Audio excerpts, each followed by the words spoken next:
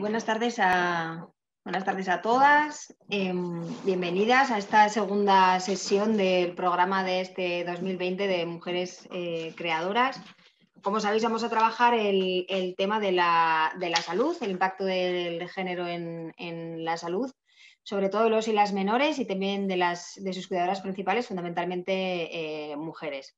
Para ello nos acompaña una compañera, Amaya Bazo Guadalupe, a la que conocemos desde hace muchos años, colabora mucho con el IPES, viene a la Escuela de Feminismos, también en la universidad viene al módulo de género y al diploma de especialización de género. Así que nada, un placerazo como siempre tenerte aquí y que nos cuentes un poco la investigación que habéis estado haciendo en la UPV. Bueno, Amaya es licenciada en Sociología, tiene un máster en Políticas Públicas y Sociales y es doctora en Salud Pública. Ha compaginado durante muchos años el tema de la docencia con la investigación y sobre todo los proyectos que ha desarrollado los ha realizado en el Departamento de Salud del Gobierno Vasco o para el Departamento de Salud del Gobierno Vasco. Las líneas de trabajo principal son sobre todo el impacto de los factores sociales en la salud poblacional, en la estratificación y las desigualdades sociales. Y también esto, desde luego, lo ha hecho desde un enfoque de género y feminista. Además de todo eso, pertenece al grupo de investigación de determinantes sociales de la salud y cambio demográfico, PIC, de la UPV, y también tiene numerosas publicaciones, tanto propias como colectivas, entre las que destacamos fundamentalmente el género como determinante de la salud mental y su medicalización, que es del 2020, súper recomendable.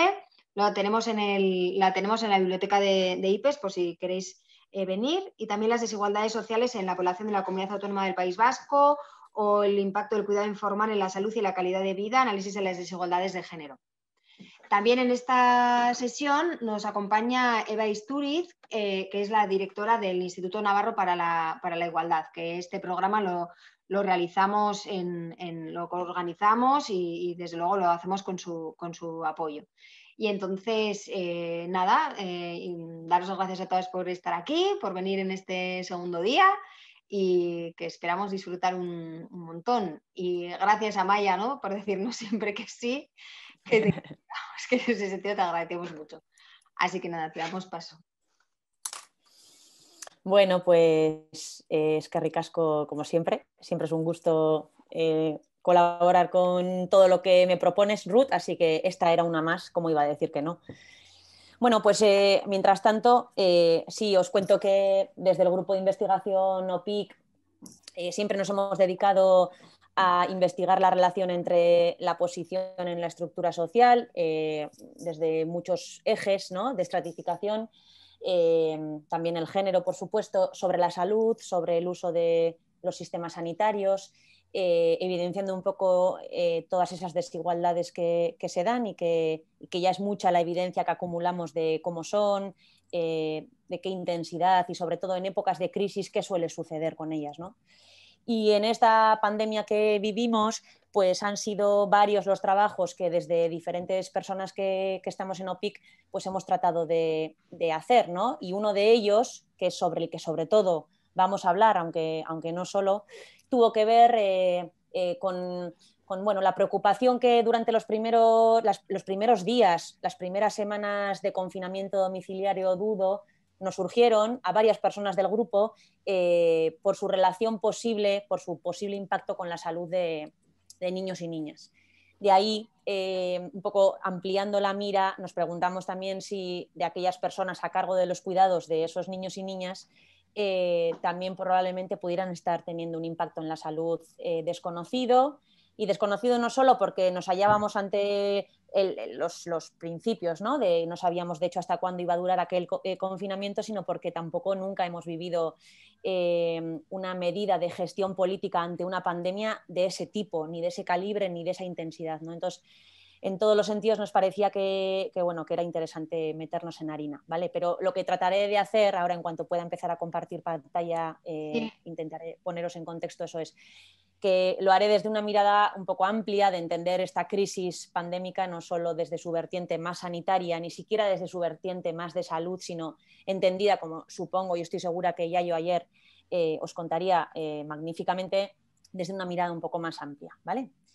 no es por nombrar a todas estas personas, no es por ser polite, ¿no? Ni ser educada con las compañeras y amigas que trabajan en OPIC, pero es que es inevitable porque como habitualmente ocurre, ¿no?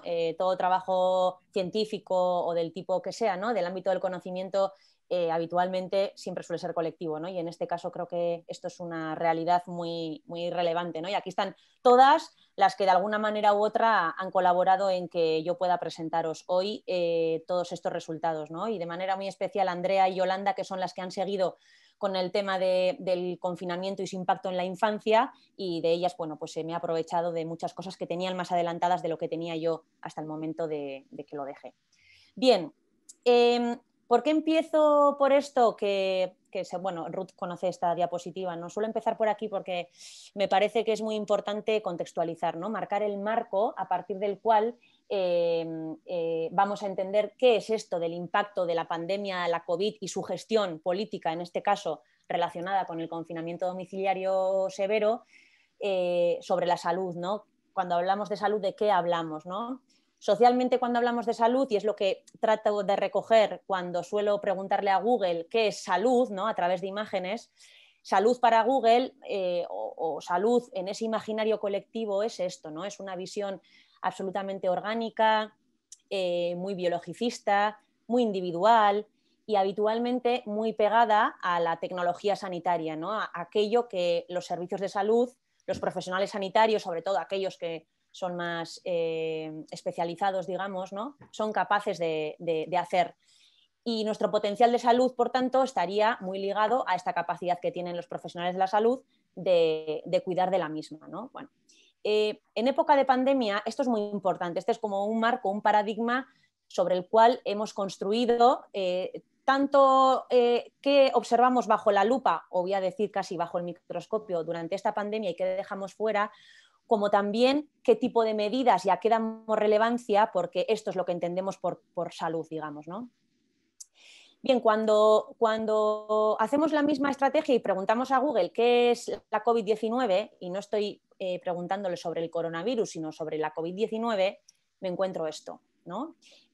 Una visión nuevamente muy centrada, en este caso en lo microscópico, ¿no? En el propio virus, en ese agente, ¿no? En la triada epidemiológica que solemos, o que los epidemiólogos suelen utilizar para entender el comportamiento de las epidemias, ¿no? El agente, en este caso el virus, se anida en un huésped, que son los cuerpos, ¿no? Que se mueven en un ambiente. Bueno, pues según Google y probablemente a nivel poblacional, si cogiéramos a cualquier persona al azar y le pediríamos que represente qué es la COVID, representaría algo similar a todo esto, ¿no? O sea, representaría a ese agente microscópico, ¿no? A eso que ponemos debajo de la lupa o del microscopio, completamente ausente de los cuerpos sobre los cuales anida y, por supuestísimo, ausente también de ese ambiente o ese contexto o ese sustrato de lo que luego hablaremos, que hace que el comportamiento de este virus en un contexto determinado, en unos cuerpos determinados, tenga unas consecuencias muy determinadas también. Bueno, pues en este paradigma sanitario y político nos movemos. Y yo creo que es muy importante a la hora de entender luego y de lo que podamos discutir en términos de salud y de la gestión que se está haciendo de esta pandemia. Bien, a pesar de que esta es la visión, digamos, hegemónica predominante, ¿no?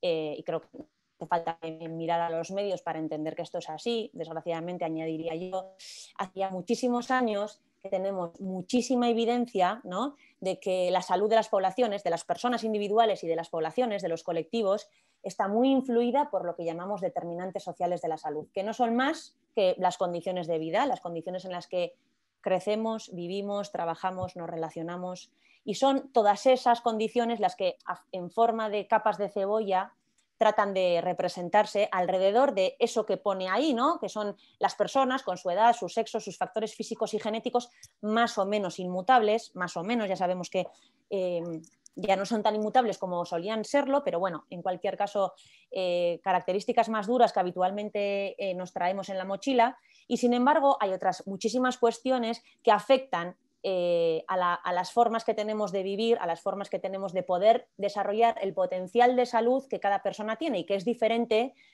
biológicamente diferente en función de esas características que os cito ahí, ¿no? Bueno, esto sintetizando décadas y décadas, digamos, de evidencia, para, sobre todo, destacar una cuestión importante, ¿no? Y es que todos estos determinantes sociales de la salud están socialmente distribuidos de una manera no equitativa, como a nadie de vosotras se le escapa, ¿no? ¿Y esto qué es lo que hace? Pues que esta forma no equitativa o desigual de distribución de todos estos determinantes generen lo que llamamos desigualdades sociales en salud, que son esas diferencias de recursos y de oportunidades ligados a la salud entre personas de diferente clase social, sexo, etnia, territorio. Esto es una definición literal que conlleva que los colectivos más desfavorecidos presenten un estado de salud mejor o peor, digamos, ¿no? Y se establezca un gradiente social. Bueno, esta es otra parte del paradigma, ¿no? El paradigma que heredamos sobre qué es la pandemia y sobre qué es la salud es el que os he presentado, y este es el paradigma, digamos, de deconstrucción un poco de lo que habitualmente el modelo biomédico hegemónico nos ha planteado sobre qué es la salud y sobre qué está detrás de la salud, qué la explica, y por tanto cómo tenemos que acercarnos a esos factores que explican la salud y con qué tipo de políticas para mejorarla, para promocionarla, para prevenir la enfermedad, etcétera, etcétera. Bien, claro, ¿qué es lo que pasa? Pues lo evidente, ¿no? Pues que la COVID, como cualquier otra patología, ¿no? Pero la COVID es sobre todo una enfermedad de cuerpos atravesados por estos determinantes sociales de la salud, ¿no? Tanto cuando observamos, y de esto vamos a hablar un poquito antes de meternos en harina sobre la investigación que hicimos sobre el confinamiento en la infancia, los determinantes sociales de la salud tienen mucha importancia a la hora de entender tanto la etiología, es decir, la exposición que las personas tienen a la enfermedad y cómo nos contagiamos, como sobre sus factores predisponentes y también sus impactos en la salud, ¿vale? A lo largo de toda la historia natural de la enfermedad, ¿no? A lo largo de todo el proceso, desde la generación, digamos, hasta los impactos, pues efectivamente nos perderemos mucho de la película que está pasando, que de hecho es lo que nos está pasando, si no tenemos en cuenta la influencia de los determinantes sociales de la salud. Bien, entre esos determinantes sociales de la salud, bueno, los investigadores ponen el foco en aquello que les resulta más interesante, ¿no? Desde OPIC y desde nuestras líneas de investigación siempre nos ha parecido que la clase y el género son ejes de desigualdad fundamentales, y bueno, pues es cierto que también sabemos hace muchos años que clase y género, como clase y estatus migratorio, y como género y cualquier otro eje de desigualdad, no actúan de manera paralela, sino que justo al contrario, trabajan, ¿no? y ejercen su influencia sobre la salud de una forma interseccional, ¿no? Multiplicativa, digamos, más que aditiva, ¿no? Más que entender que cada uno de los factores tiene un impacto en la salud y que aquellos suman, probablemente aquellos multipliquen entre sí, ¿no? y ejerzan, digamos, ejerzan la capacidad de exponer a las personas que están atravesadas por diferentes y diversos ejes de desigualdad de una manera exponencial a los riesgos bueno, el riesgo concreto de la patología que estemos analizando, ¿no? En este caso la COVID, como vamos a ver ahora. Bien, esto requiere, ¿no? Y siempre nos encontramos en esta arena, ¿no? De que requiere un pensamiento complejo, ¿no? Y por tanto las actuaciones que se realicen también deberían de partir de este paradigma, ¿no? Y sin embargo vemos que hay una inconsistencia absoluta y una miopía también muy importante e intensa en el tipo de gestión que se está realizando, ¿no? Porque probablemente no se parta de este pensamiento complejo que requiere mucho de deconstruir y de analizar las cosas con una mirada muy amplia, ¿no? y generosa también. Bien, esto es, sin embargo, lo que ocurre, ¿no? Precisamente esto es de lo que estaba hablando, que en contraposición con la necesidad de estos pensamientos complejos, pues aquí os traigo perlas, ¿no? De nuestra antigua consejera de salud, de Nekane Murga, pero bueno, creo que es el discurso, ¿no? Esta victimización y esta responsabilización individual de las personas acerca de su situación y de lo que está ocurriendo con la COVID, completamente descontextualizado políticamente, ¿no? Y sin tener en cuenta ninguno de estos condicionantes sociales sobre la salud, son los que están alimentando, ¿no? Desde una estrategia política comunicativa muy determinada, ¿no? Nada casual. Sin embargo, claro, los medios de comunicación, no sin embargo, lo que viene ahora es sin embargo, ¿no? Los medios de comunicación, en términos generales, sin necesidad de parafrasear a políticas y políticos, han sido los primeros creo que en un intento, espero, deseo, ¿no? de desestigmatizar lo que ya desde marzo muchas personas con cierto conocimiento o experiencia de haber estudiado enfermedades varias, ¿no? Veíamos que probablemente ocurriría con la COVID, pues lejos, quiero pensar que con la intención de desestigmatizar, ¿no? Y no pensar que esto era una enfermedad de pobres, pues justamente cruzaron la línea y se situaron en las primeras semanas, meses en el lado justamente diametralmente contrario, ¿no? De que el virus no entendía ni de clases, ni de profesiones, ni de género, ni de absolutamente nada, ¿no? ¿Qué es lo que sabemos después de unos cuantos meses? Pues no sabemos mucho, pero ya empezamos a saber cosas y creo que los medios también han valorado la producción de conocimiento al respecto y han variado también el discurso que transmiten, ¿no? Yo creo que esto es evidente. Algunos datos de Euskadi que pudimos analizar con muchísimo esfuerzo porque, con el tiempo, no sé si alguna trabajáis en el ámbito de la epidemiología o interesada en los datos sobre la COVID, pero no solo ha sido una cuestión de la administración vasca, sino que muchas administraciones, también el Ministerio, ha ido recortando la disponibilidad de datos publicados y de acceso, público, ¿no?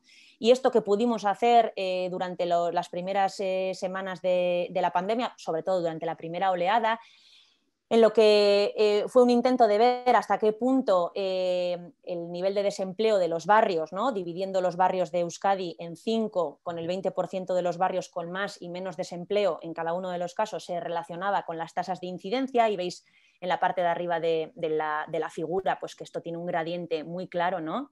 Y casi doblaba la incidencia acumulada en aquellos barrios con mayor tasa de desempleo. Y utilizando otro indicador socioeconómico que es un pelín más complejo, ¿no? También observábamos que a medida que descendía, ya con datos que además estaban ciertamente sesgados, porque ahora tenemos datos mucho mejor fundamentados porque las pruebas que se están realizando están mucho más generalizadas, no concentradas por sectores profesionales como pasó al principio, con lo cual estos datos, todavía podían de hecho arrastrar algún sesgo lógico, ¿no?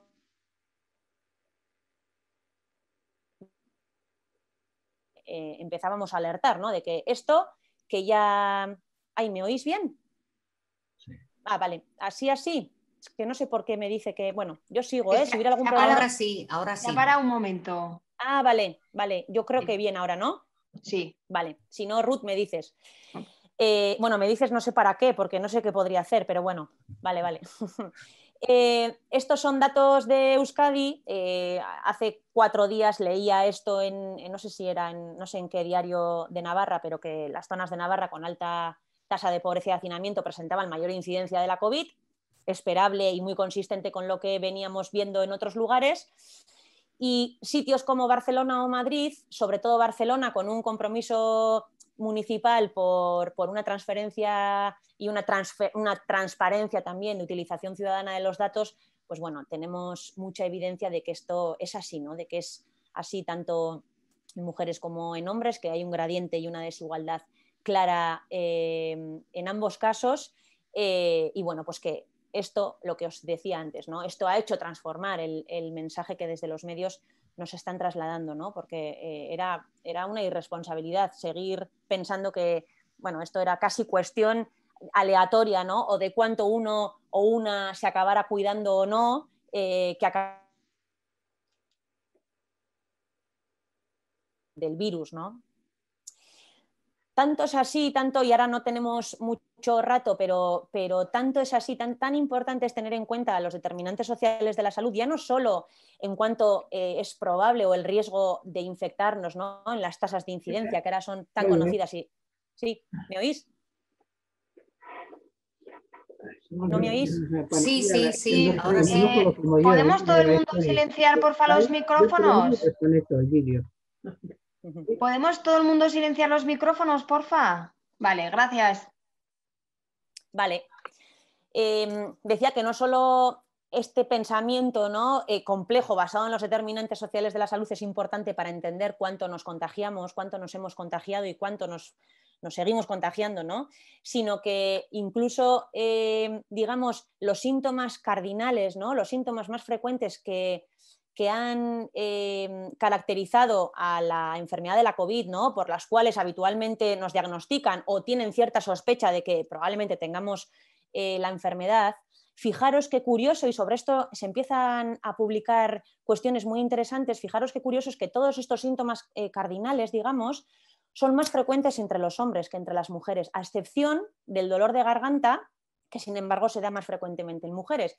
Y esto nos resuena mucho a esta medicina muy basada en entender que el patrón universal es el masculino y sobre el cual erigir, ¿no? O construir una manera de hacer medicina y en este caso de trabajar sobre la sospecha de diagnóstico de COVID, que probablemente lo haga peor entre las mujeres que entre los hombres. ¿Sí? Es un ejemplo más y sobre esto estamos trabajando bastante, pero no era el tema ahora tan en concreto, sobre todas las cuestiones relacionadas con el género que pueden estar influyendo a lo largo de toda la historia natural de la COVID, desde los propios contagios hasta los propios impactos, de los cuales vamos a hablar un poco más, y que son importantes tener en cuenta y que cada vez es más difícil analizar, porque nuevamente os digo, si alguno de los, creo que venía aquí, desde el 21 de mayo, que hubo un cambio, digamos, en la definición de algunas variables y en la publicación, en la política de publicación de algunos datos por parte del Ministerio, estos datos en concreto ya no se desagregan para hombres y mujeres. Y como esto, hay otras muchas cuestiones, mortalidad, hospitalizaciones, no estoy muy segura, pero bueno, que han dejado de tener su desagregación para hombres y para mujeres, ¿no? Lo cual, bueno, pues es muy grave, es simbólica y operativamente, digamos. Claro, acercándonos un poco más ya a esto que nos trae aquí, ¿no? Y es cómo hemos gestionado esta pandemia, al menos en una de sus partes, ¿no? Que tuvo que ver con el confinamiento, pero que desde una mirada un poco más amplia nos tiene que hacer ver que nuevamente aquello que tiene que ver con los determinantes de la salud tiene mucha influencia en cómo van a responder ante las estrategias políticas que pongamos en marcha para gestionar la crisis, esas estrategias políticas que muchas veces son café para todos y todas, ¿no? Y que sin embargo la respuesta por parte de la población va a estar muy atravesada nuevamente por qué ejes de desigualdad tengamos cruzados, ¿no? Y por cuáles estemos atravesadas. Ciertamente, ¿no? Lo publicaba un periódico, el miedo a perder el empleo ahuyenta a los más vulnerables de las PCR, y esto es una realidad, ¿no? Y llevándolo un poco más a este terreno, ¿no? Y bueno, y relacionado con esto primero, todos esos cribados de tipo municipal, que yo no sé si en Navarra, que me imagino que también, pero que en Euskadi se están haciendo, ¿no? Esos llamamientos públicos para realización, así digamos, en términos poblacionales de la PCR, ¿no? Sobre todo en zonas con alta incidencia, bueno, no sabemos, pero la sospecha y la certeza casi absoluta basada en lo que ya sabemos es que la respuesta por parte de la población va a ser completamente desigual. Y esto lo seguimos sin tener en cuenta. Entonces, bueno, volveremos a tener más testeados, más reconocidos y más diagnosticados, bien diagnosticados, a las poblaciones socioeconómicamente mejor dispuestas, digamos, ¿no? Bien, acercándonos un poco más al ámbito del confinamiento, pues ya sabemos algunas cosas. Sabemos lo que supimos a raíz de la realización de nuestro estudio, pero a lo largo del tiempo ya se han ido publicando cuestiones que nos ponen sobre alerta de una cosa que es muy evidente y que es muy cotidiana y muy de sentido común para probablemente mucha parte de la población, ¿no? Que el efecto del confinamiento fue absolutamente desigual fue absolutamente desigual según grupos sociales, digamos, ¿no? Y que sin embargo esto ha estado y sigue estando, y en los escenarios que se plantean en la actualidad de un futuro posible nuevo confinamiento siguen absolutamente ausentes del debate político, ¿no? Porque esto requiere de un pensamiento complejo y la política nos ha demostrado en los últimos tiempos pues, que está lejos de esta manera de pensar, ¿no? De estos paradigmas de factores múltiples, digamos, ¿no? Claro, Cuando hablamos de crisis de la COVID, ¿no? y ya hemos hablado de diferentes cosas y por qué es importante tener en cuenta cuando hablamos de salud, ¿no? Ya ni os cuento desde otros ámbitos en los que seguramente ya yo ayer entraría y tendréis otras intervenciones que entren, ¿no? Pero desde el ámbito epidemiológico o de salud propiamente dicho, es necesario tener en cuenta que esta crisis, ¿no? que, digamos, eclosionó en su vertiente epidemiológica, ¿no? Disparó otra serie de crisis, ¿no? Una crisis claramente socioeconómica que probablemente no hayamos visto más que la punta del iceberg que tenga debajo. Crisis varias, ¿no? de las políticas o las crisis que se han derivado de las políticas puestas en marcha.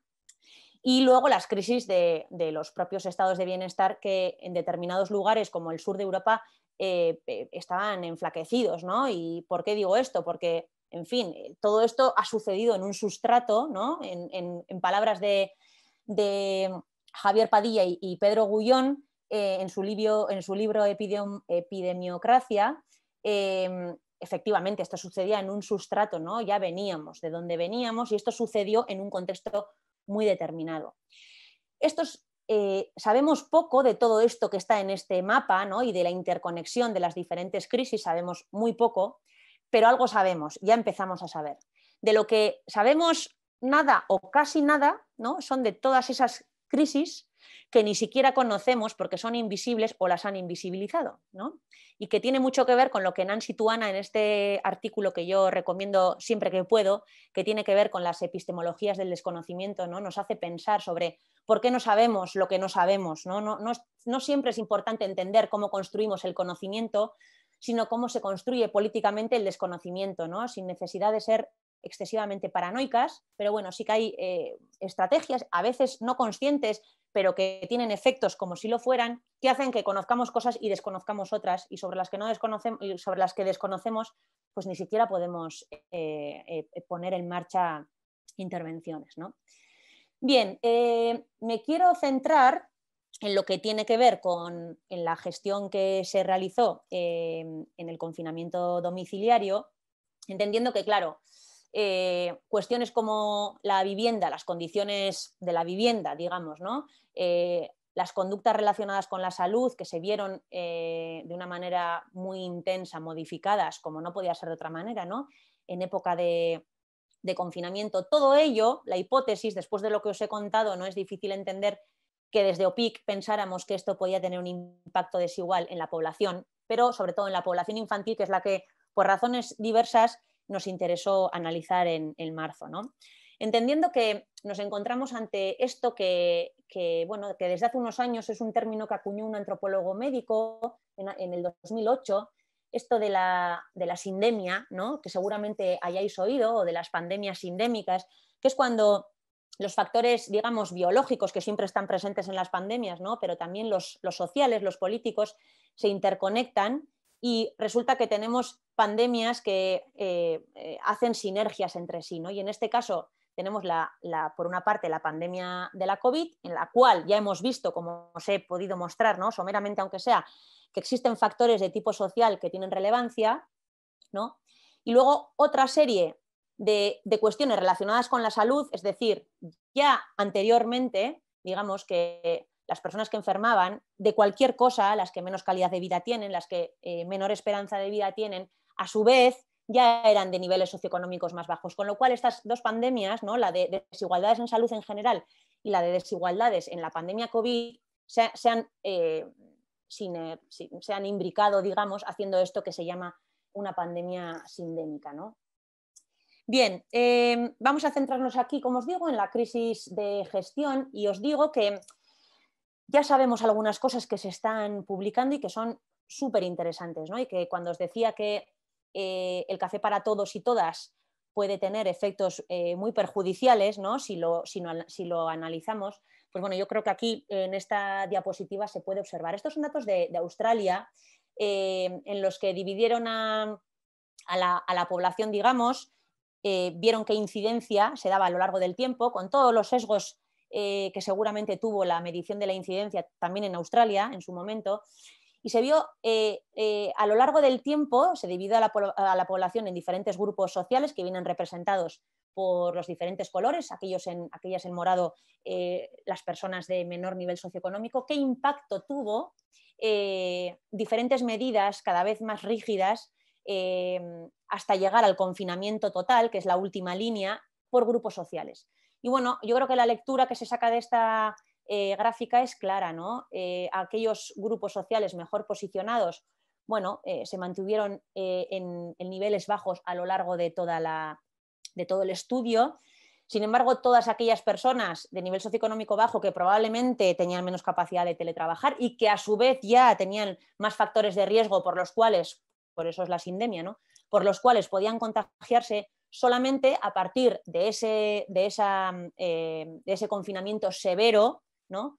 Se observaron, digamos, mejorías en sus tasas de incidencia, ¿no? Porque claro, esto es un tema importante, ¿no? Controlar la epidemia, y con esta diapositiva, bueno, cualquiera podría pensar justamente que el mensaje que traslada es contrario a lo que yo os intento trasladar, ¿no? Y es que hay un beneficio para las clases sociales más bajas de este tipo de medidas rígidas y duras, ¿no? Sin embargo, ¿qué ocurre dentro? ¿No? Porque efectivamente logramos controlar, ¿no?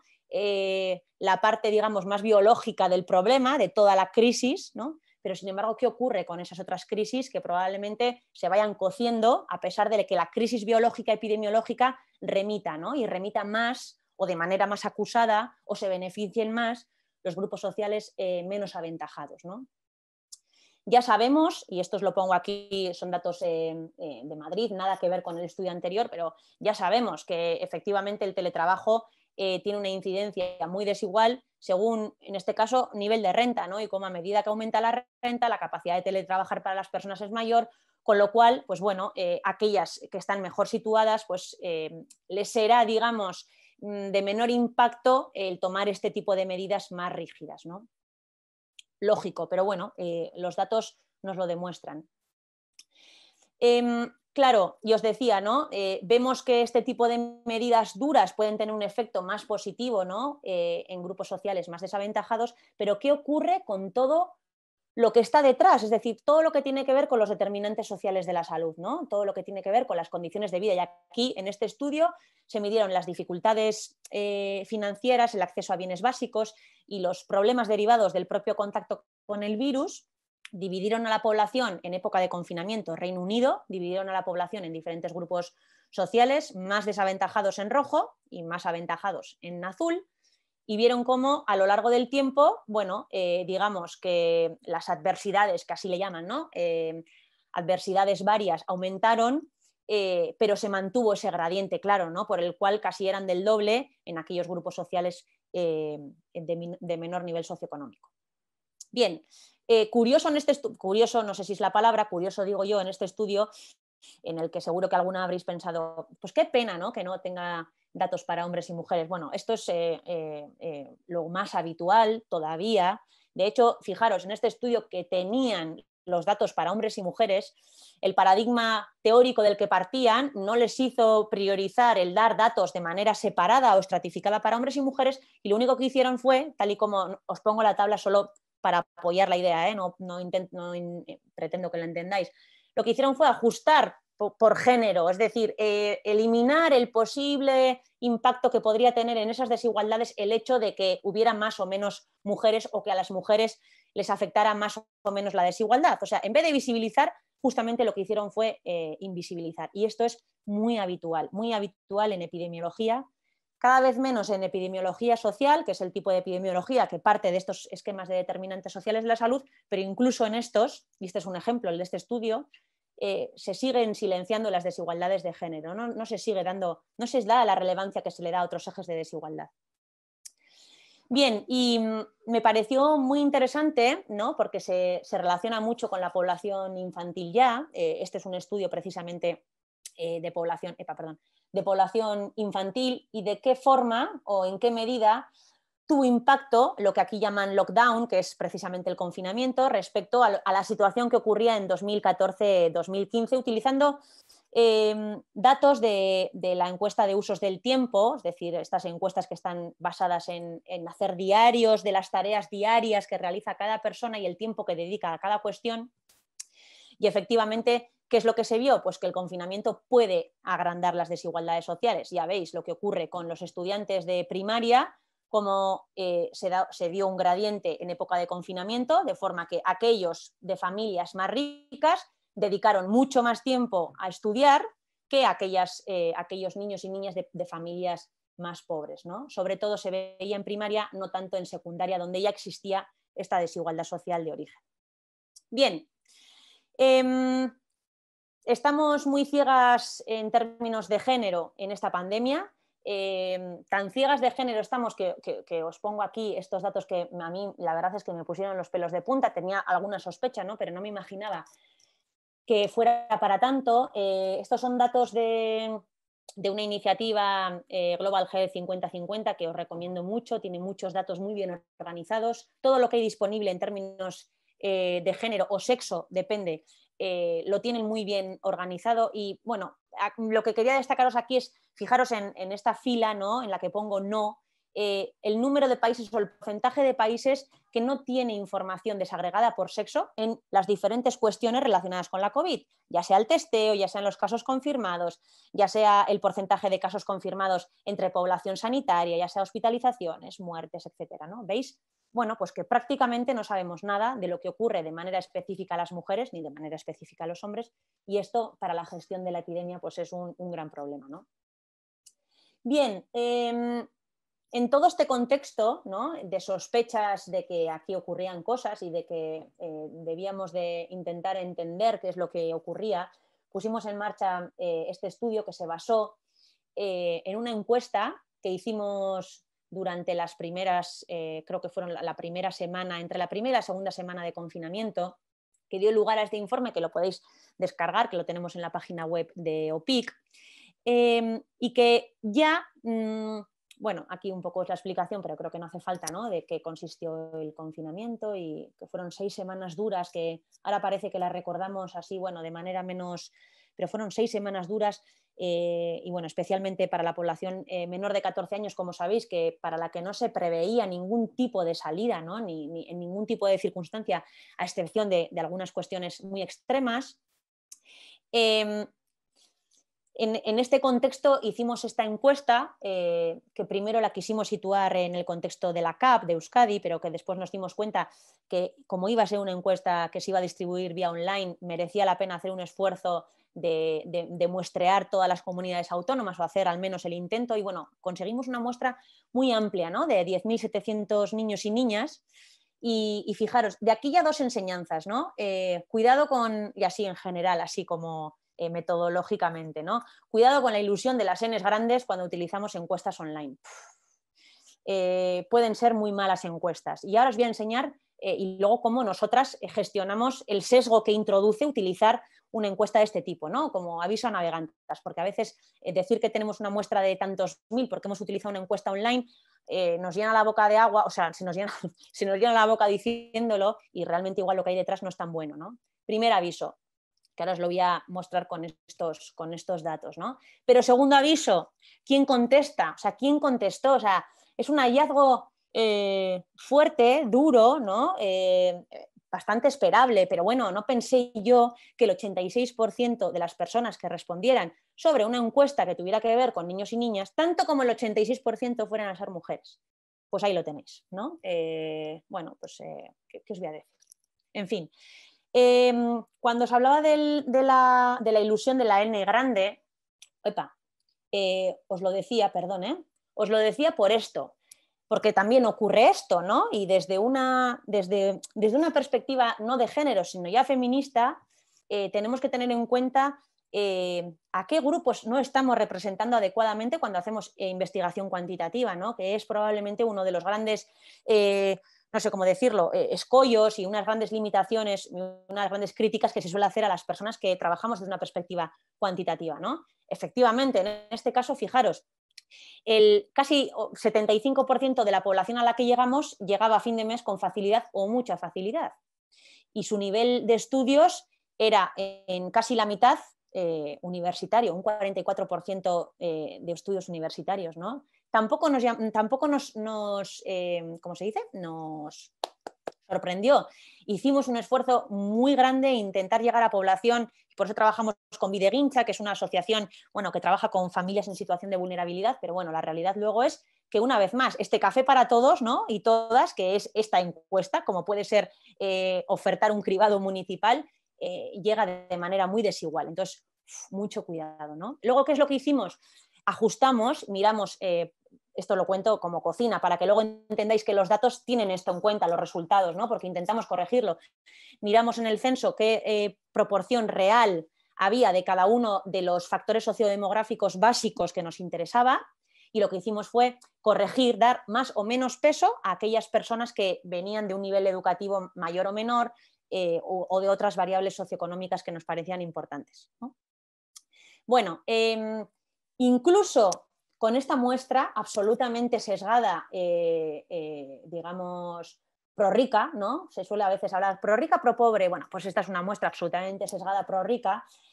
Lo que nos encontramos fue muy llamativo, ¿no? Lo primero que vimos es qué elementos del confinamiento nos parece que podrían amenazar la salud de niños y niñas. Bueno, ¿qué es lo que vimos? Y repito, a pesar del tipo de muestra sobre la cual hicimos una corrección, pero nunca es exactamente igual que tener una población bien representada a nivel sociodemográfico de la que existe, ¿no?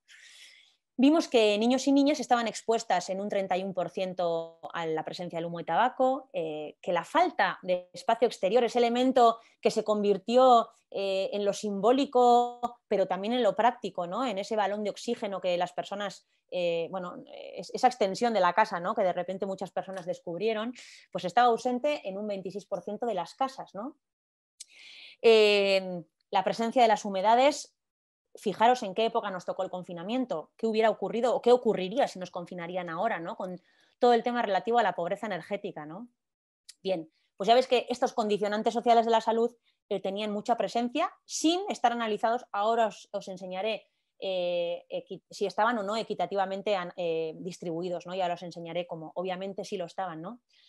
Pero otras cuestiones que tenían que ver con estos hábitos de vida que sospechábamos que se iban a ver modificados, pues efectivamente un 72% de las personas decían que sus niños y niñas no consumían verdura de manera suficiente. Bueno, establecimos un nivel que ahora no recuerdo cuál es, que seguramente será el que marca la OMS para establecer, digamos, ese límite a partir del cual no es suficiente el consumo diario de verdura. Lo mismo el de fruta, casi la mitad de la población infantil no consumía la suficiente fruta. Y algo que fue absolutamente duro de ver es que un cuarto de la población infantil estaba expuesta a pantallas de diversos tipos, ordenador, tablet, móvil, 6 o más horas diarias. 6 o más horas diarias. Y un 20% de niños y niñas no hacían ningún tipo de ejercicio físico, como no puede ser de otra forma, ¿no? Y sobre todo en determinados hogares. Bien. Bajo este paraguas conceptual, ¿no? De que la desigualdad es un factor de riesgo para la salud, pues nos sospechábamos que esto también se iba a dar en época de confinamiento, ¿no? Y analizando primero esa primera parte del gráfico anterior que hablaba de los determinantes, ¿no? Pues estos determinantes sociales de la salud, en función del nivel con el cual las familias llegaban con más o menos facilidad a fin de mes, pues fijaros qué gradientes tan absolutamente enormes, un despropósito, ¿no? Marcaron, ¿no? De 4 y 5 veces superior la probabilidad de que la presencia de humedades en la casa, que la falta de luz natural, que los problemas de ruido, que la falta de espacio exterior o que la presencia de humo de tabaco estuviera presente o que fuera más frecuente en niños y niñas de familias en las que se llegaba con mucha dificultad a fin de mes, ¿no? Fijaros que son, como digo, proporciones o diferencias relativas de hasta 4 y 5 veces más, ¿no? En relación a esos hábitos o a esas conductas relacionadas con la salud, ¿no? Que muchas veces, fijaros, ¿no? Es interesante porque Muchas veces desde la política, desde los medios de comunicación, que son agentes socializadores hoy en día de primer orden, ¿no? Nos hacen ver que los hábitos de vida son todas esas actividades que hacemos y que elegimos de manera libremente, ¿no? Que las personas a título individual deciden hacer o no hacer, como si no hubiera ningún condicionante detrás de esas elecciones, pues bueno, pues efectivamente lo que padres y madres hicieron o pudieron hacer en el confinamiento estaba muy relacionado con, en este caso, su nivel educativo, pero con todas las variables que analizamos de nivel socioeconómico se repitió el patrón, ¿no? La falta de ejercicio físico, pues efectivamente, ¿cómo no iba a ser 10 puntos porcentuales mayor en niños y niñas que viven en casas de personas que solo tienen estudios primarios o inferiores? Pues lógicamente, ¿no? El consumo insuficiente de fruta, el consumo insuficiente de verdura, casi un 20% más o 20 puntos porcentuales más en las clases sociales más bajas, y aumentaba casi a un 40% esas 6 horas de exposición a pantallas en casas donde pues probablemente conviven, ¿no? Aquí no hay una cuestión de irresponsabilidad, ¿no? Aquí hay una cuestión de convivencia, de adversidades varias que generan probablemente climas en los hogares dificultosos y que ante los cuales padres y madres desarrollan estrategias que yo creo que cualquiera en esas circunstancias desarrollaría, ¿no? Y es que, bueno, pues niños y niñas, si tienen que estar la mitad o casi la mitad de ellos muchas horas delante de la pantalla porque no hay más remedio y porque pues se está. Bien, ¿cómo percibieron padres y madres el impacto en la salud que estaba teniendo, ¿no? Este confinamiento? Bueno, casi un 60% opinaron que el impacto negativo, o sea, que el impacto sobre la calidad de vida de sus hijos e hijas iba a ser importante, digamos, en época de confinamiento, que iba a haber un empeoramiento de la calidad de vida de niños y niñas, pero en todas las, digamos, en todas las cuestiones sobre las que preguntamos este cambio percibido, ¿no? Los porcentajes fueron absolutamente relevantes a nivel poblacional, a excepción probablemente del cambio en los hábitos de la alimentación, que bueno, solo pensaron que digamos, que empeorarían en un 15% de los casos, ¿no? Pero veis cómo, claro, el ejercicio físico en niños y niñas menores de 14 años, ¿no? Pues hombre, lógicamente, menores de 12 años, perdón, lógicamente un 80 y más por ciento de padres y madres opinaban que aquello se iba a dañar, ¿no? No solo que pensaran padres y madres, ¿no? Que el impacto estaba siendo negativo y en qué aspectos sobre todo, sino que además en porcentajes no desdeñables pensaban que este impacto iba a durar meses o años. ¿Sí? Y veis como, sobre todo en lo relativo a la salud emocional, bueno, la tenéis ahí en el medio, ¿no? La parte de la barra que es más oscura representa la percepción sobre que el impacto iba a ser solo durante el confinamiento, pero hay porcentajes relevantes marcados en rosa de padres y madres que opinaban que efectivamente el confinamiento iba a tener un impacto más allá del tiempo que durara el confinamiento en sí, ¿no? Y es verdad que las diferencias en todos los aspectos que miramos en niños y niñas fueron muy similares, sin poder establecer ninguna diferencia realmente reseñable. Bien, ¿qué es lo que opinaban profesionales de la pediatría y de otros ámbitos relacionados con la infancia? Pues que efectivamente, que sí, que claro, que aquello que opinaban padres y madres tenía todo el sentido de ser, puesto que ellos y ellas también opinaban que al menos un 55% de ellos opinaban que iba a ser un impacto que iba a durar medio plazo, corto, medio plazo o hasta el largo plazo, ¿no? Y esa relevancia desde los y las profesionales de la salud a las que también llegamos, pues quisimos también dejarlo claramente evidenciado, ¿no? Y claro, a partir de lo que ocurría a niños y niñas, nos preguntamos cuál podía ser el posible impacto que tuviera sobre padres y madres. Y aquí, en cambio, a diferencia de niños y niñas, sí vimos que el confinamiento establecía desigualdades en su impacto según si el cuidador fuera padre o madre, hombre o mujer. ¿Sí? Y vimos que tanto en relación a la salud física sobre todo en la salud emocional, pero también en la calidad de vida en términos generales, el impacto estaba siendo superior en las mujeres, ¿sí? Y también ese impacto negativo a largo plazo, es decir, durante meses o años, también lo visualizamos o quedó claro que era superior en las mujeres que en los hombres.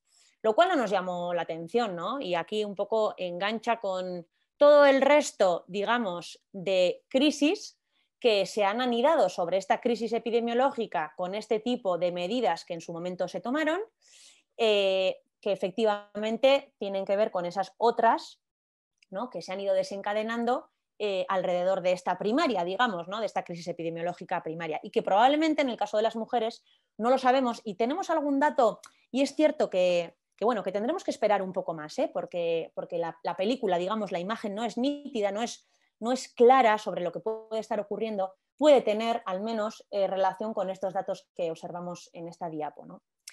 Y en este sentido, solo os traigo, tampoco ya me voy a alargar, creo que en 5 minutos termino, solo os traigo unos datos que hablan en este caso de esa crisis socioeconómica, ¿no?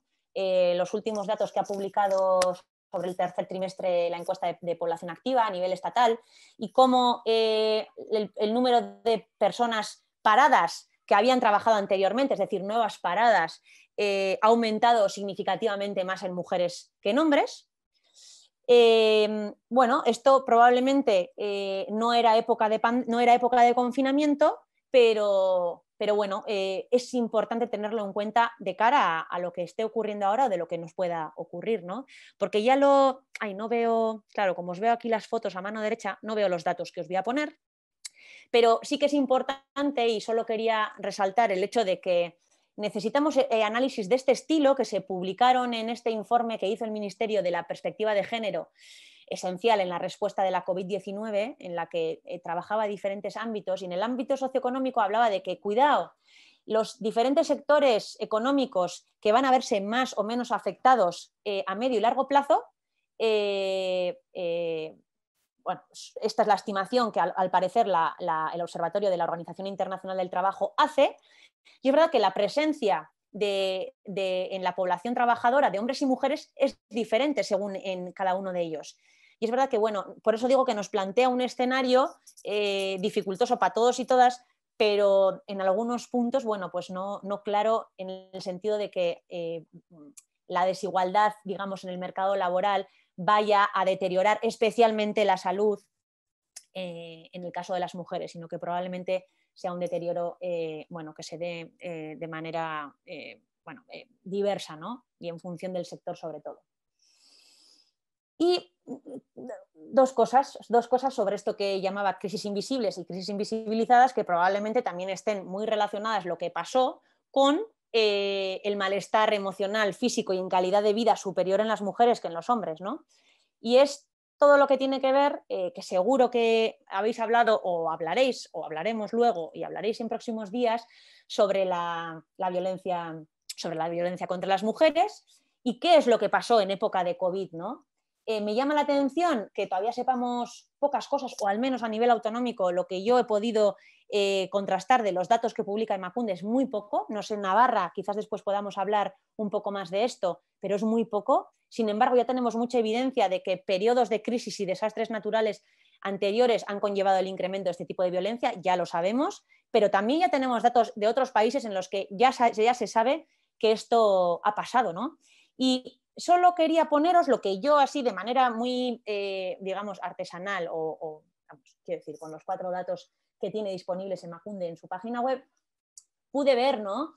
Y es muy curioso, fijaros, aquí tenemos el cambio relativo entre 2020 y 2019, ¿no? Cuánto se ha incrementado o ha disminuido, ¿no? Porque tenemos el 0 ahí en mitad de la gráfica, las denuncias por violencia contra las mujeres, ¿no? Veis que exactamente durante la época de pandemia, la época de confinamiento, hubo una reducción muy clara de las denuncias, lógico, ¿no? Lógico, estábamos presos y presas en nuestra propia casa, y luego como este repunte a partir de junio en el número de denuncias, ¿no? Me llamó la atención también esto otro, y es que, en cambio, cuando se analizaban las llamadas al Servicio de Atención a las Víctimas de Violencia contra las Mujeres del Gobierno vasco, entre 2019 y 2020 hubo un aumento de un 26% durante abril, también en marzo y en mayo, pero sobre todo el cambio fundamental se dio en abril.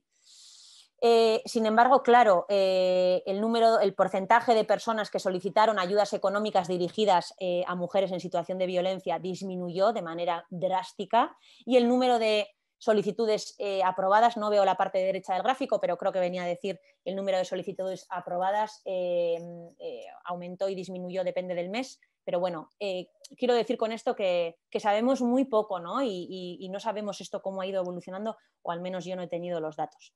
Bien, en otros lugares como el conjunto del Estado, a nivel internacional, esto es una realidad sobre la que ya tenemos datos duros, datos objetivos en el sentido de que son cuantitativos, ¿no? No quiere decir que lo que no sea cuantitativo no sea objetivo, pero tenemos datos de que esto ocurrió y que probablemente tuvo mucho que ver en el mayor desgaste y el mayor impacto en la salud mental, emocional y en calidad de vida de las mujeres cuidadoras respecto a los hombres cuidadores en confinamiento.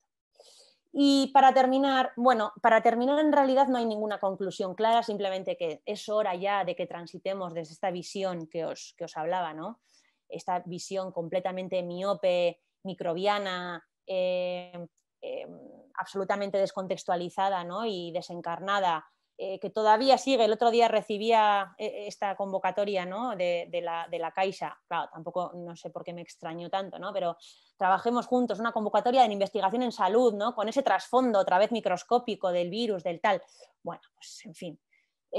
Vayamos a otras experiencias, y ahora hay muchas y muy buenas experiencias de proyectos colaborativos para empezar a trabajar en determinantes sociales y COVID en sus diferentes expresiones. También creo que los medios de comunicación, sobre todo algunos, están trabajando por encarnar, por poner esa huella, ¿no? humana en ese dibujo ya mítico o épico, o no sé cómo llamarlo, del virus, que nos acompaña en cada telediario, en cada teleberry y en cada tal. Y bueno, y con esto quería terminar para que tengamos tiempo de poder hablar de lo que os apetezca. Así que muchísimas gracias.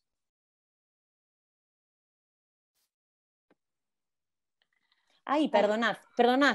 Solo, es que claro, solo quería poneros esto porque, bueno, me parece que quizás alguien lo ha visto. Sigo compartiendo pantalla, ¿verdad? Sí. Vale. Claro, poco de lo anterior, ¿no? de encarnar al virus, vamos a hacer si seguimos teniendo comités de personas expertas, absolutamente de un color. Sí, de un color, o sea, es un trabajo que empezamos a hacer y que ahora lo estamos terminando de hacer de manera más sistemática con todas las comunidades autónomas, pero es absolutamente sangrante, ¿no? Y yo miro nuestro comité técnico frente al COVID del País Vasco y hay un 0% de mujeres, ¿no? Entonces, bueno, como para ponerle color, ¿no? O sea, en fin, con esto sí que quería terminar porque me parece que es una denuncia que hay que hacer. No nos podemos permitir esto, ni podemos permitir que hagan sin nosotras, ¿no? Porque es lo que están haciendo. Y bueno, ahora sí que ya doy por terminada.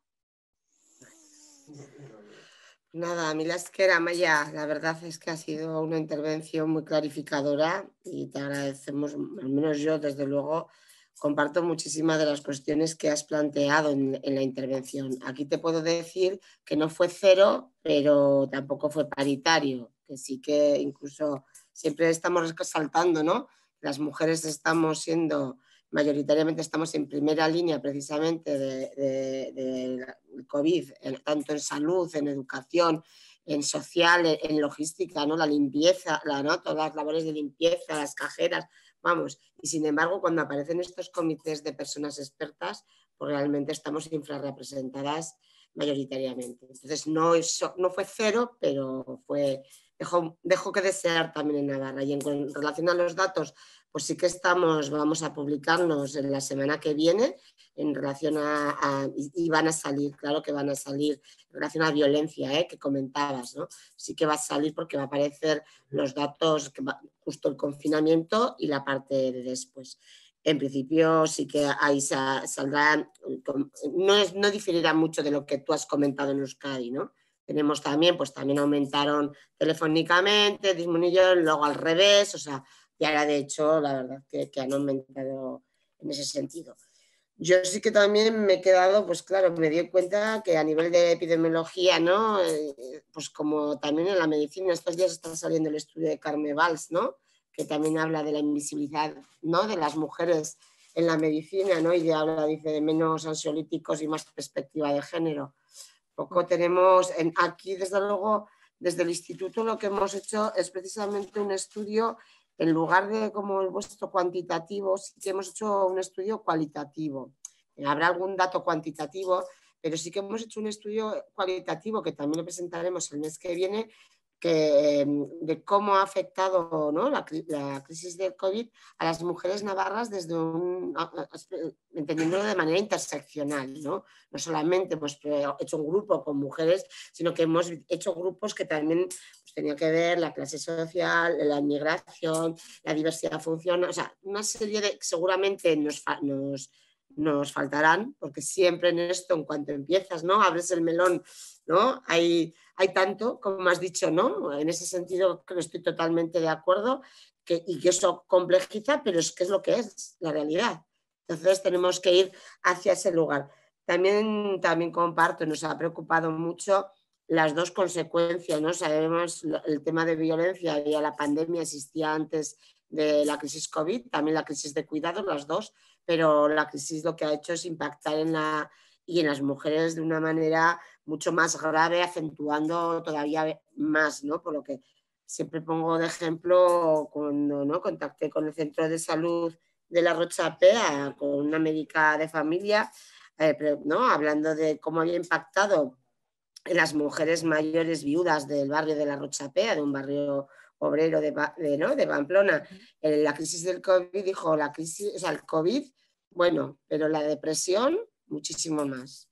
Porque claro, ahí se están conjugando, por un lado, los niveles de renta, que sabemos que son mujeres viudas que tienen menos renta que los hombres viudos por su socialización, y luego también ese estar, ¿no? Solas, son autosuficientes a la vez, y como ya no tenían esas familias con quien, ¿no? O sea, se movían muchas cuestiones que, como bien decimos, no es una cuestión de un virus, es una cuestión que también tiene unas repercusiones sociales, y la crisis económica, por supuesto, que va a impactar de distinta manera. Yo tampoco me quiero extender más, simplemente sí que en todo esto que has comentado, como gestora de un organismo público, que además en ese sentido sí que queremos, por lo menos estamos intentando cambiar esa mirada y lo explicitamos siempre que podemos.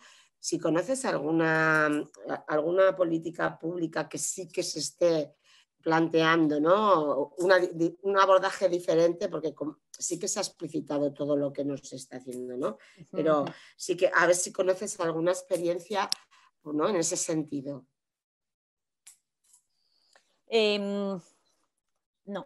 No conozco. No quiere decir que no se estén haciendo, ¿eh? Es probable que se estén haciendo.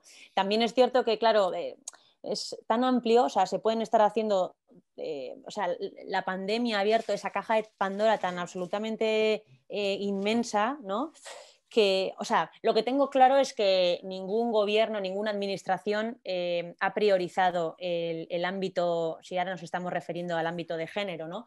Ninguno la ha priorizado, lo cual no quiere decir que no se estén haciendo cosas particulares y pequeñas que yo desconozca, ¿no? Me parece que cualquier política siempre debe de estar basada en un diagnóstico de la situación previa para poder hacer una evaluación post implementación, ¿no? Y ahí sí que tengo constancia de que muchas administraciones autonómicas sí que están o sea, retrocediendo, regresando, o sea, haciendo regresión, en el sentido de que cada vez tenemos menos datos disponibles en términos de lo que ocurre en la realidad de hombres y mujeres y, por supuesto, en el ámbito socioeconómico, ¿no? Entonces, si este primer paso tan básico y tan necesario, ¿no? No lo están trabajando, me extraña mucho que a nivel político se estén poniendo no sé, en marcha. Desde luego en la CAP, que yo sepa, así con potencia, no. Muy bien. No sé si tiene Ruth alguna pregunta. ¿Tienes tú, Ruth, alguna pregunta? No, escrito en No, el, si no, escrito en el chat por si alguien quiere hacer preguntas o lo que sea, que os animéis a preguntar, compartir o lo que queráis, pero no ha contestado nadie. Si alguien se anima, bienvenida será. yo sí que quería comentarles que estabas diciendo, ¿no? En las administraciones estaba claro que se estaba produciendo una vuelta atrás, pero a nivel dentro de las familias y en las mujeres, tú estás, porque la percepción que nosotras hemos tenido, que tampoco en ese sentido todavía tenemos ¿no? de un diagnóstico, pero sí que nos ha sorprendido que en el entorno de la administración pública, quienes más han estado reivindicando el tema del teletrabajo, precisamente han sido las mujeres, cuando luego sabíamos, también hemos tenido, ¿no? La mirada de que esas mujeres que estaban teletrabajando no estaban teletrabajando en las mismas condiciones que hemos tenido hombres compañeros teletrabajando, ¿no? Entonces, ahí sí que nos ha dado la sensación de que, no ya te digo, no hemos hecho un estudio, pero sí que mirando a nuestro alrededor, de que está habiendo una regresión en este sentido, ¿no? A la hora de los cuidados en las familias también, no solamente como... Ahí no oigo, ¿eh? No sé si... ¿Has oído lo que te...? Sí, o sea, justo la última frase no, pero creo que todo el resto sí. Sí, no, pues eso, que nuestra percepción de nuestro alrededor es esa, que no solamente que las políticas públicas no han tenido en cuenta lo que debieran, ¿no? Haber tenido en cuenta, sino que también en el ámbito de las familias, que las mujeres que antes cuando hablabas, ¿no? Del tema de clase, ¿no? social, el tema del teletrabajo que había afectado a los niños y niñas, está claro, pero y que encima el teletrabajo también, pero sin embargo, cuando sí que tienes en cuenta el género a la hora del teletrabajo, de quienes han acudido al teletrabajo, ahí también salen otra vez perdiendo las mujeres. Entonces, incluso dentro, ¿no? Cuando vas cruzando, dices... Sí, yo creo que no es raro, ¿no? A ver, somos un ejército de reserva, ¿no? En palabras de Marx, y yo creo que, o sea, somos un ejército de reserva que nos sabemos a nosotras mismas ejército de reserva y por tanto así actuamos, ¿no? Y también decía Marx, ¿no? Una cosa es la clase en sí, otra cosa es la clase para sí. Yo creo que las mujeres hemos entendido que formamos parte de esa clase para sí, ¿no? Autopercibida, que es poner el cuerpo donde no, poner el cuerpo para los cuidados allá donde no llegan los cuidados colectivos organizados, ¿no? Y esto es un mecanismo que tenemos tan absolutamente interiorizado que es muy funcional al sistema, ¿no? Y que no hace falta activarnos. Nosotras mismas nos autoactivamos, ¿no? De manera muy diligente y de manera muy eficaz. Y de hecho creo que esa eficacia está siendo nuestra perdición, ¿no? Esa falta de planto o de plante, no sé si en euskera es plante, me imagino, ¿no? Esa falta de plante, pero porque efectivamente sentimos que si nos plantamos sabemos que el mundo se para, pero no queremos que el nuestro se pare. Entonces, claro, el sistema lo sabe y cuenta con ello. Y de hecho, si no ha habido ninguna política pública bien definida y organizada para efectivamente dar salida a esa crisis de los cuidados que sabemos que se ha agudizado en época de pandemia y que podemos asistir a otro pico agudo, ¿no? En el que eso vuelva a evidenciarse de manera muy clara, pues ha sido precisamente por eso, ¿no? Esto no ocurre de casualidad. El sustrato del que hablaba antes, sobre el cual ocurren las políticas, es diferente según las sociedades, ¿no? Y esto probablemente ocurra aquí, pero no pueda ocurrir en Suecia, ¿no? Sin querer volver a sacar el ejemplo prototípico de las sociedades del norte de Europa, pero efectivamente esto es una realidad, ¿no? Nos autoactivamos y hacemos que todo siga funcionando, ¿no? A pesar de que sabemos que tenemos la capacidad de pararlo todo, no lo hacemos. Sí, incluso ha habido alguna, ¿no? Sí que ha habido alguna, el club de las malas madres, ¿no? Que han puesto, ¿no? En evidencia también ese tema, ¿no? Y ya ha tenido cierta repercusión en los medios, pero no deja de ser como un poco anecdótico al final, ¿no? Lo que dices, sabes que no queremos que el mundo se pare, ¿no? Tenemos la socialización, ¿no? tan integrada que es muy... ¿No? No, sí, No te oigo bien. Entre las mujeres, ¿no? No todas tenemos la misma capacidad de podernos plantar. El de las malas madres ellas también tienen una posición discursiva y de clase muy determinada, o al menos esa sensación me da, ¿eh? No creo que representen ni que deban representar la realidad un poco de la dificultad asociada a la compaginación de las vidas varias, ¿no? Laboral, de ocio personal, familiar, etcétera, ¿no? Representan, creo, un sector de cómo está haciendo esto. Bueno, me parece que aportan en lo que aportan, pero cuidado también con entender que eso es la realidad, ¿no? Porque si se convierten en discurso dominante, también están defendiendo una posición de clase, ¿no? Yo creo que de manera además muy clara y sin tapujos, vamos, me parece bien, pero claro, no sé. Luego también sí que teníamos que, cuando has estado hablando en la presentación, ¿no?, de que el 86% de habían sido las madres, y encima también había habido un sesgo de clase, ¿no? Que también, ¿no?, que cómo se escapa siempre, ¿no? Que es, cuando has hablado de profesionales, ahí también hubo diferencias entre hombres y mujeres a la hora de contestar, ¿no? Mira, la verdad es que no lo sé. ¿Para qué te voy a decir? ¿Que lo sé? Si no lo sé. No sé siquiera si recogimos el sexo de las personas profesionales. Porque esto fue un piloto que hicimos al estudio, al gordo, digamos, al que queríamos hacer, un poco para testar si realmente lo que estábamos recogiendo de la manera que queríamos recogerlo tenía sentido y si a ellos y ellas les hacía sentido, digamos, ¿no?, lo que estábamos planteando. A ver si era relevante socialmente y médicamente, digamos, ¿no? Y entonces la verdad es que no lo sé. Y tampoco sé si los que respondieron o las que respondieron fueron fundamentalmente profesionales, mujeres u hombres. La verdad es que no lo sé, lo tendremos, ¿eh? Si hubiera alguien de OPIC, que no creo que haya nadie de OPIC entre... Lo sabrá mejor que yo, pero no lo sé. Vale, ya. No sé, porque como antes era tan mayoritariamente las madres, ¿no?, ¿no?, reproduciendo, digo, pues acaso, me imagino que en los ámbitos profesionales también muchas veces, probablemente, ¿no?, probablemente. La presencia de mujeres es mayor, pues siempre te imaginas que va a ir por ahí, ¿no? En ese y la especialidad de pediatría también, especialmente. Entonces, lo esperable es por eso. Si además de la representación proporcional arrastras el sesgo de género, digamos, ¿no?, que implica, pues seguramente, muy seguramente, sí. Sí. ¿Tienes alguna pregunta? Sí, tenemos una pregunta. Hola, gracias por la sesión, muy interesante. Me gustaría saber la opinión de Amaya respecto a los efectos en la salud que el confinamiento está teniendo en las personas mayores en residencia, en su mayoría mujeres, quienes no pueden salir desde el 2 de octubre bajo el argumento de la protección de su salud. Desigualdad de género y edad. ¿Conoces alguna investigación que esté analizando este tema? Gracias.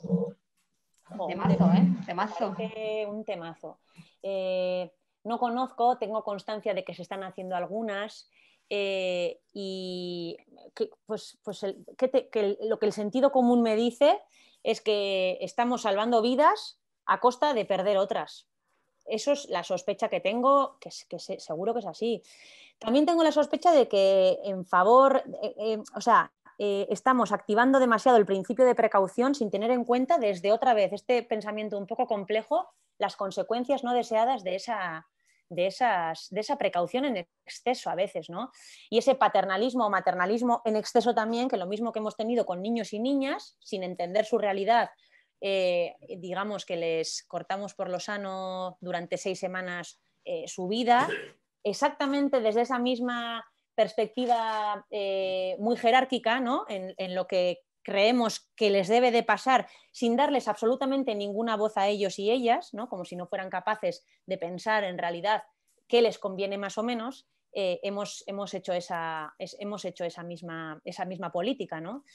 Entonces, hombre, pues no tengo ninguna duda de que esto está siendo un temazo. Hay otro temazo también que ocurrió en la primera ola desde la perspectiva de género, y es, bueno, pues probablemente la cantidad de mujeres mujeres mayores que murieron sin que constaran en las estadísticas o en las incidencias que se calculaban entonces de COVID, ¿no? Y que seguramente infraestimaron la incidencia de la enfermedad en estas mujeres mayores, ¿no? Y hay varios ya estudios o digamos editoriales que vienen a decir que, bueno, que efectivamente es que de hecho durante esta primera ola sucedió una cosa interesante de la cual no he hablado, interesante y muy dura, y es que el porcentaje, a ver si me logro explicar, el porcentaje del total de la sobremortalidad que se dio en la primera ola, es decir, de todas esas muertes que en principio no deberían haber ocurrido si hubieran seguido lo esperable, ¿no? Digamos, el porcentaje de la mortalidad en exceso que ocurrió durante la primera ola fue muy superior en el porcentaje desconocido, digamos, ¿no? Por razones desconocidas, no COVID, que sucedió durante la primera ola fue muy superior en mujeres que en hombres. De lo cual podemos en parte pensar, bueno, pues que se dejaron de atender cuestiones que afectaron más a la mortalidad de mujeres que a la de hombres y no sabemos qué pasó, una hipótesis, y la segunda hipótesis es que hubo probablemente muchas más mujeres mayores sin diagnóstico COVID que hombres sin diagnóstico COVID en edades mayores, que es donde se dio la mayor proporción de muertes por la enfermedad y que hicieron que efectivamente esa mortalidad en exceso de origen desconocido sea mucho mayor en mujeres que en hombres. Sobre esto no podemos seguir analizando a partir de mayo qué ha pasado porque no podemos tener datos para hombres y mujeres. Un tema, sí. Tenemos también otra pregunta, si estáis haciendo algún tipo de seguimiento de cómo está la situación actual en los centros educativos, es decir, se refieren a las condiciones que se están dando en las aulas, en la vida educativa en general, espacios de juego, distancias, uso de mascarilla en menores de forma sostenida, cómo lo están viviendo los madres y las padres, las personas educadoras. No, desde la ciencia no, o sea, desde lo científico, digamos, no. Es verdad que yo pues estoy también bastante involucrada en todo el tema de la gestión de la pandemia en la escuela de mis dos hijos, entonces, bueno, sobre esto, pero más allá de lo que voy leyendo, voy escuchando, me voy empapando, no. Me parece que el tiempo, en resumen, un poco a lo que pregunta esta persona, el tiempo ha demostrado que efectivamente los miedos a los que nos enfrentábamos en septiembre y sobre los que algunas personas ya alertábamos que no estaban fundados, efectivamente no estaban fundados. Las tasas de incidencia en población menor, sobre todo de 0 a 6 años, son especialmente pequeñas. No se han detectado brotes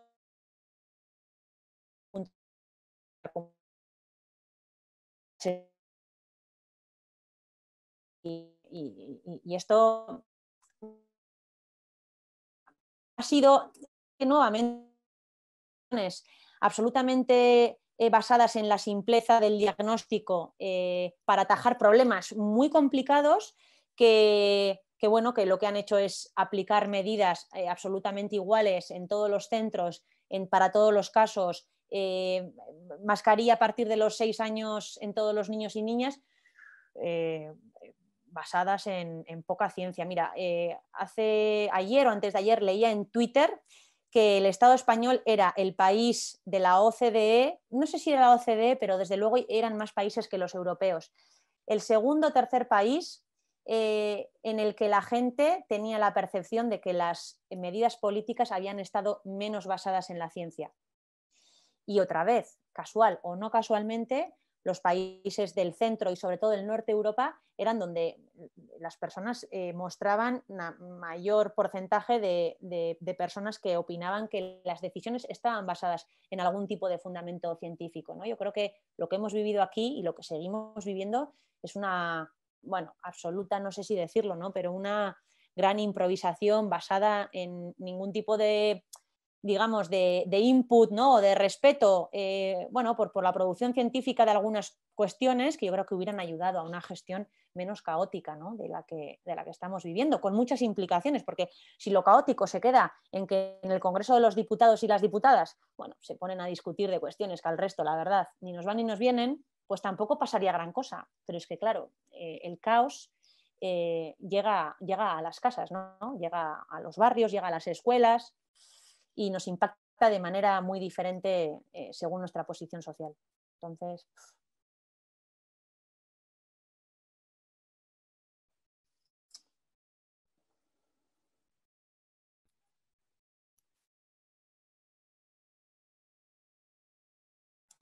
no sé si hay alguna cuestión más o...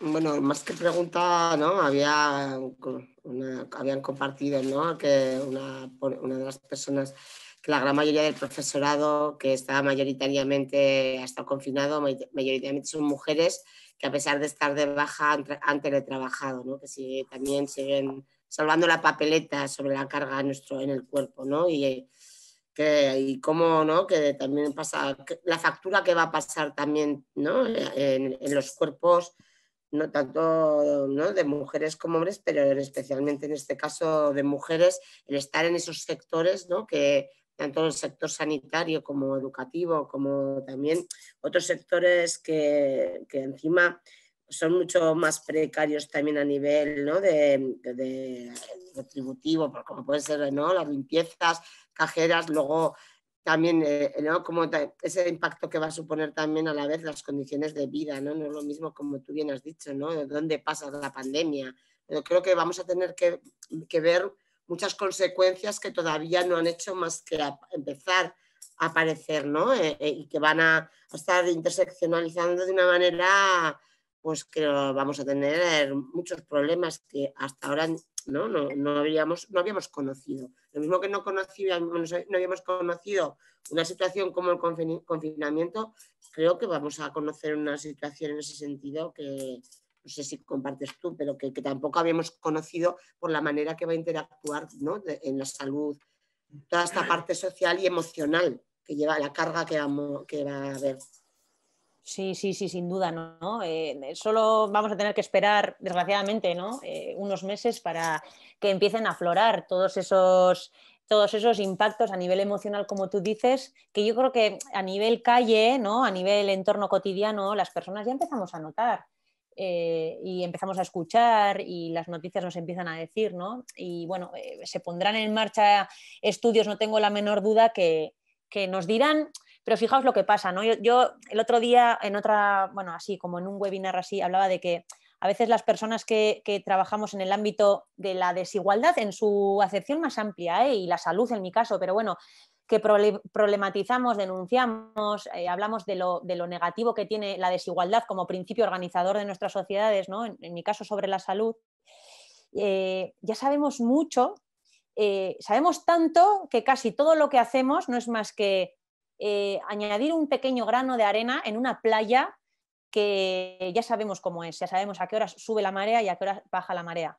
Ya sabemos a quién pilla antes la marea y a quién pilla más tarde. Y sin embargo, siento que tenemos cierto, o sea, como cierto conflicto de interés con seguir analizando. Me parece importante, fijaos que me contradigo un poco, pero a la vez siento que nada nuevo que vayamos a poder decir sobre los impactos que esta crisis tan absolutamente novedosa, ¿no? y desconocida, que no sabemos hasta dónde se va a alargar, vaya a tener, tanto en la salud como en cualquier otro ámbito de la vida, no sé hasta qué punto va a modificar nada en relación a las actuaciones que se tomen, ¿no? Y al compromiso político por otro tipo de sociedad, porque eso va por otro lado.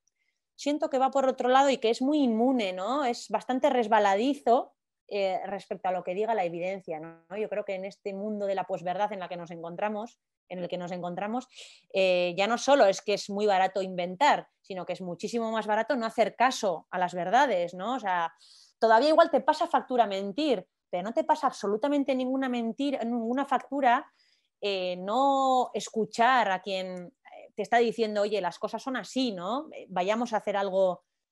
Entonces, no sé, estoy un poco ambivalente, o sea, estoy un poco, no sé, desesperanzada en algunas cuestiones, y por otra parte pienso que esta es la única manera, ¿no? Hablar en su mismo lenguaje. Algunas veces cuando trabajamos con datos, con números, ¿no? Es como si fuera un arma, ¿no? Que ellos y ellas mismas utilizan y que entienden muy bien, ¿no? Esos números en lo macro, y que es la única manera de poder un poco hacer contradiscurso, ¿no? Y a la vez me desespero y me desesperanzo pensando que es muy difícil, ¿no? Porque el compromiso político ya tendría que estar puesto en marcha, porque ya sabemos, hace mucho tiempo que sabemos el efecto que tiene la desigualdad, y claro.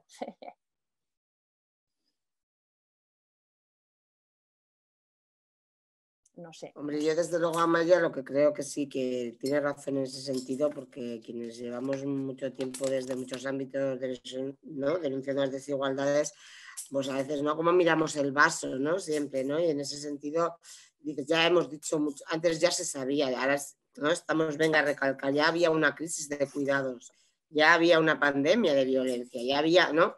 Pero sí que creo que es muy importante que siga habiendo investigaciones como la vuestra, que se siga explicitando. Sabemos que luego los datos a veces en ocasiones se manipulan, porque eso ya lo estamos viendo, lo que dices por encima, en estos, ¿no? tiempos que los medios, ¿no?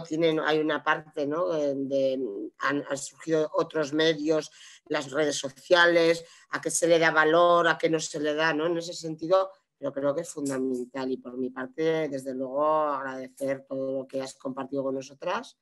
Creo que tenemos que seguir así, tenemos que seguir, ¿no? poniendo el acento, porque como bien dices, hay mucho por hacer y mucho que encima contrarresta todo lo que queda por hacer. Desde luego, por mi parte, no sé si quiere alguien más añadir alguna cuestión más o hacer alguna pregunta, y si no, pues bueno, te agradezco muchísimo todo vuestro trabajo. Muchas gracias a vosotras por siempre hacéis cosas muy interesantes desde Navarra. Últimamente no hago más que conectarme online con Navarra y siempre es un gusto, ¿no? La verdad, ¿eh? Y siempre trabajo muy bien con vosotras, así que pues muchísimas gracias como siempre por invitarme, y cualquiera que quiera, bueno, incluso la presentación la puedo mandar pues para que tengáis los datos, bueno, que he presentado, y cualquier otra cosa que necesitéis, pues sin ningún problema pues, me podéis escribir y pedírmelo. Muy bien. Tomamos la palabra, ¿verdad? Eso es. Como veo por ahí algunas compañeras, ¿vale? Bueno, pues muchas gracias. Bueno, vaya, eskerrik asko. Eskerrik asko zuei, bai. Eta, bueno, ez galdu itxaropena, Ja, hori da. Nio, saia da, saia da. Lanean jarraitu horretan, eta inongi.